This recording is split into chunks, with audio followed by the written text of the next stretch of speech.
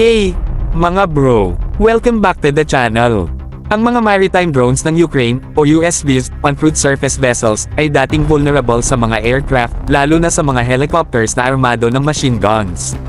Pero ngayon, nag-level up na sila sa pamamagitan ng pag-armas ng ilang USVs ng potent air defense missiles. Imaginein kung ano ang impact nito sa ating sariling maritime defense strategies, mga bro. Ang bagong USV ay kakaiba kumpara sa mga dating types, na may mas malapad na hull na kayanang magdala ng dalawang missile side by side. Hindi lang ito tungkol sa pagdagdag ng firepower, ito ay tungkol sa strategic flexibility at enhanced defense capabilities.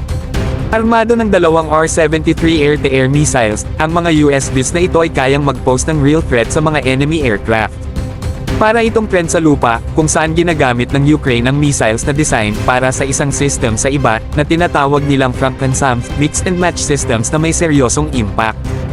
Ngayon, pag-usapan natin ang potential benefits kung ang Philippine Navy ay magkakaroon o gagawa ng ganitong maritime drones. Una sa lahat, ang mga USVs na ito ay magpapalakas ng husto sa ating maritime defense, lalo na sa West Philippine Sea kung saan madalas tayong makaharap ng mga hamon. Imagine niyo lang kung may fleet tayo ng mga versatile drones na ito na nagpapatrolya sa ating waters, handang lumaban sa anumang aerial threats ng may precision at power. Ito ay isang game changer para sa ating territorial defense strategy. Bukod pa rito, ang pagdevelop ng mga drones na ito locally ay magbibigay ng boost sa ating defense industry, maglilikha ng trabaho, at magpapalago ng innovation. Mababawasan din ang dependency natin sa foreign technology, na ginagawa tayong mas self-reliant sa ating defense capabilities.